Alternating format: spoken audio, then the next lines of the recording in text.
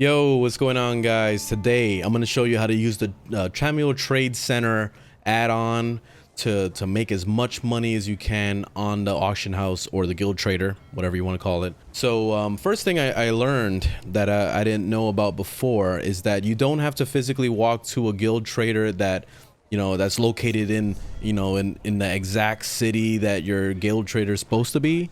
So like for example, I'm supposed to be over here and I have to go to Skywatch to go to my guild trader.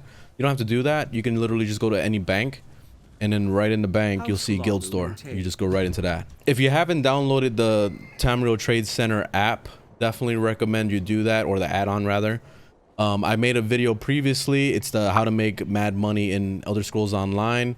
I'm gonna leave a link to that in the description if you want to see all the add-ons that I use for this Tamriel Trade Center. But I'm also gonna leave a link to Tamriel Trade Center itself. That way, if you don't care to see like all my add-ons, you can just download the Tamriel Trade Center app, and this is gonna help out tremendously for your sales. First things first, what you want to do is make sure that your add-on is fully updated. So of course, after you already installed it, you gotta have it on. So it has to be, running in the background in your game, so that you have that. And then on top of that, you want to go to controls, and then you're going to go over to add-on, and you go over to Tamriel Trade Center. Right down here, it says scan all listings. Set a key, set whatever key you want for that. Get that set up. And then once you go over to the guild trader, there you go to guild store, you're gonna press that button, and then it's gonna scan all the pages throughout the game to make sure that everything is up to date. This is what you mainly want to do when you start doing your postings, is to see exactly the prices updated at the current time. So it's gonna take a long process. What you could do on the bottom left, you see the little line here in the corner, you click on that and it will show you how many pages it's scanning. This is going to take a long process, so it takes a while. I already scanned, so I'm already good to go. But eventually it's going to tell you, scanned all items, you're ready to go. And then once you do that, you can go here and you can put your mouse over anything, and then it'll show you the price. So you see on the bottom there, it says average is going for $12.99, minimums for $800, and then the max is $2,498.5. This means, to basically sum this all up, this exact item with those stats, so with the stamina and also the sturdy, so that block, reducing the block cost, this is the exact item that's listed 7 times across the whole entire game. And the minimum, the guy that's selling it the lowest is selling it for $800. So what you want to do is price it underneath the minimum guy to kind of give yourself some leverage. This is how you make basically your sale faster. What you really want to look for when it comes to sets is one of the important ones, something like this, divines. This one, you see the Mundus Stone effect by 5.5%. This is a very, very good bonus to have at endgame, and this is not something you can make. This is something that is a RNG. It's just randomly dropped in the world, so you have to grind your ass off. I've done this plenty of times with my current sets. As you can see on my side, I have the sturdy. I really want to get the divines version of it, but they're going for crack dealer prices, or you have to grind your ass off, grind the dungeons. So and what I mean by crack dealer prices is something like this. For example, look at this one right here. Average is going for $6,899. So that means the sales that it's already earned on this exact item has been going for that average. The minimum right now, somebody's selling it for $850, and then the maximum crack dealer price, $40,000 for this item. So he's on crack. So he's gonna sell it for as much as he can to try to get his profit. He's probably never gonna sell it unless the listings completely go dry. So that's something to keep in mind. If you want to sell it quick, you want to sell it either at the minimum or near it.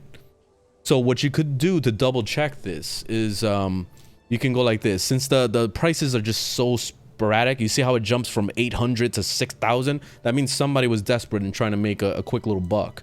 So what you could do is right here, you're going to press T to search for the item. It's going to pop up right here.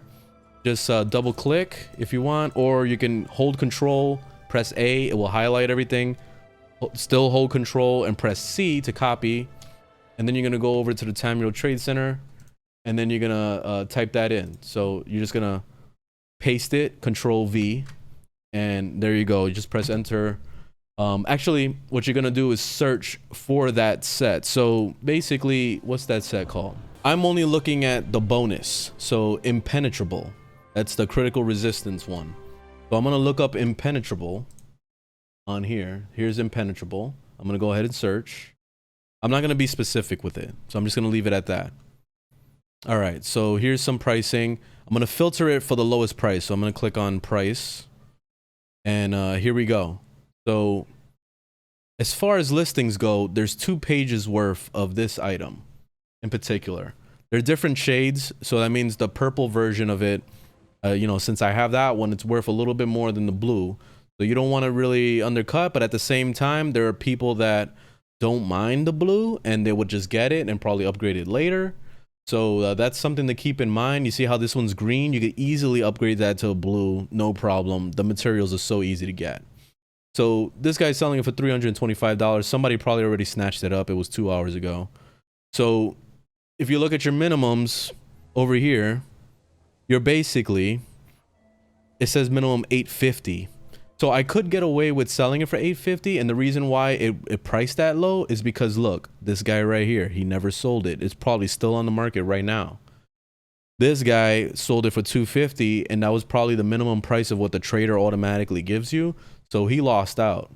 He definitely undercut it himself. If he would have priced it for at least 5 or 6 or 7, he would have made that much, you know. But since he didn't, somebody probably bought that out and then reflipped it. It could have been this dude right here. You know, you just never know. So anyway, that's pretty much the whole gist of that. When it comes to the flipping, what I really look for is this here. You see how it says TTC suggested, and it gives you that? That means this is selling pretty rapidly. You see how there's 67 listings on this. If you price it for the suggested, you probably have a chance of actually selling it for that much. But the thing is that I look for is always the bonus. What's in the bonus right there? This one, well fitted, roll dodge. You gotta look for the things that are actually the most desirable. For me, it's always been divines. When I see a divines like this, that's something worth money. Look at the bottom. You see how the minimum is $5,000 for this?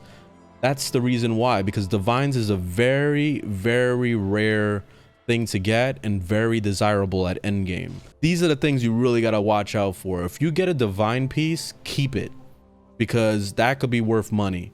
You could even upgrade it to a higher quality if you want to make even more money, you know. So these are the things to really watch out for.